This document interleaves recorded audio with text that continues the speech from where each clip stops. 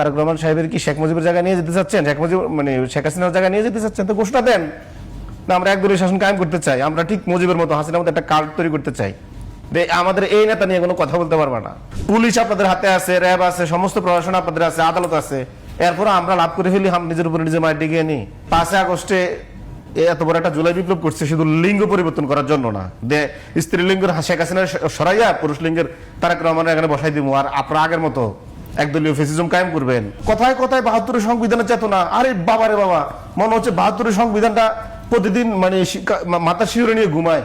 শেখ হাসিনা যখন বলতো যে এই কুলাঙ্গার তারেক, চোর তারেক, হাম্বাচোর তারেক বঙ্গবন্ধুকে নিয়ে কটূক্তি করছে, তাকে বাংলার জমিনে আসতে দেওয়া হবে না, এই তারেককে ঝুলাবো। 21 আগস্ট গ্রেনেড হামলার খুনি তারেক, সে বঙ্গবন্ধু কন্যাকে গ্রেনেড হামলা দিয়ে মারতে চাইছে। ঠিক একই ভাষায় কেন এখন আপনার কথা বলছেন? শেখ হাসিনার মতো কথা বলছেন তো। শেখ হাসিনা যদি বলতো বঙ্গবন্ধুকে নিয়ে কথা বলতে পারবে না এবং বঙ্গবন্ধু কন্যাকে নিয়ে কোনো কথা বলা যাবে না, আওয়ামী লীগের লোকজন বলতে তো মানে জননেত্রী শেখ হাসিনাকে বিরুদ্ধে একটি শব্দ সহ্য করবো না। ঠিক আপনারা তো একই শুরু করছেন। আপনারা কি তারেক রহমান সাহেবের কি শেখ মুজিবের জায়গা নিয়ে যেতে চাচ্ছেন? শেখ মুজিব মানে শেখ হাসিনার জায়গা নিয়ে যেতে চাচ্ছেন? তো ঘোষণা দেন না, আমরা একদলীয় শাসন কায়েম করতে চাই, আমরা ঠিক মুজিবের মতো হাসিনার মতো একটা কার্ড তৈরি করতে চাই। আমাদের এই নেতা নিয়ে কোনো কথা বলতে পারবে না, আমাদের জিয়া রহমান নিয়ে কথা বলতে পারবে না, খালেদা জিয়া নিয়ে পারবে না, তারেক রহমান নিয়ে পারবে না, জিয়া ফ্যামিলি নিয়ে পারবে না। কারণ তোমার সংবিধানে যাই থাকুক, সংবিধানে তোমার বাক স্বাধীনতা দিলেও আমরা মানবো না এবং এই বাক স্বাধীনতা তোমাকে আমরা ব্যবহার করতে দিব না। তো ঘোষণা দেন। আপনার তো ঠিকই তো এখন মানে আওয়ামী লীগের মতো প্রত্যেকটা জায়গা করছেন। আওয়ামী লীগ কি করেছে? ভিন্ন মত দমন করেছে, তো আপনারা তো দমন করতেছেন। আপনারা বলতেছেন হামলা আমরা নিজেরা ডাইকে নিয়ে আসতেছি, তো আমরা যদি হামলা ডাইকে নিয়ে আসে পলিটিক্যালি আমরা খুব গেইন করে ফেলি, তো আপনাদের তো উচিত হামলা ঠেকানো, আমাদেরকে লুজার করে দেয়া, যাতে আমরা লস হয়। আমাদের লাভ করতে দিচ্ছেন কেন?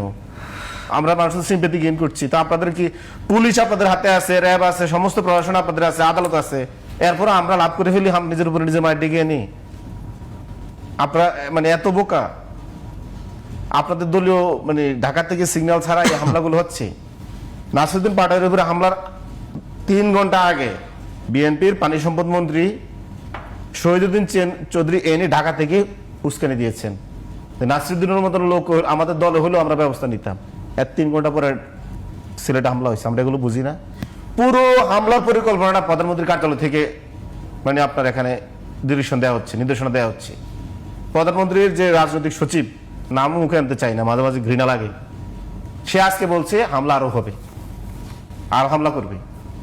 তো বিএনপি যদি ধরেন এইভাবে দেশ চালায়, তাহলে তো আমরা মনে করি দেশের মানুষও সিদ্ধান্ত নিয়ে নিবে। এখানে তো দেশের মানুষ মানে 5 আগস্টে এত বড় একটা জুলাই বিপ্লব করছে শুধু লিঙ্গ পরিবর্তন করার জন্য না, স্ত্রীলিঙ্গের শেখ হাসিনা সরাইয়া পুরুষ লিঙ্গের তারেক রহমানের এখানে বসাই দিব, আর আপনারা আগের মতো একদলীয় ফ্যাসিজম কায়েম করবেন এবং বিরোধী দলকে দমন করবেন। এই লিঙ্গ পরিবর্তন করার জন্য তো দেশের মানুষ জীবন দেয় নাই।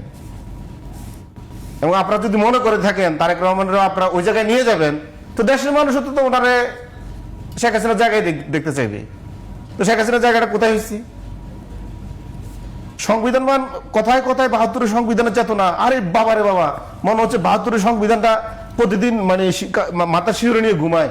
তো 72 সংবিধানে 39 অনুচ্ছেদে কি আছে? মত প্রকাশের স্বাধীনতা দেয়া আছে। 37 অনুচ্ছেদে কি আছে? সভা সমাবেশের অধিকার দেওয়া আছে। তো 72 সংবিধান এখন মানছেন না কেন? কথাই তো কথা একদম 72 সংবিধান ছাড়া একটাও সামনে আগান না, এক নলা ভাতও খান না, এমন ভাবে কথা বলেন মনে হচ্ছে যে আপনি একমাত্র পৃথিবীর সবচেয়ে সংবিধান মানেন। তো এখন কই 72 সংবিধান?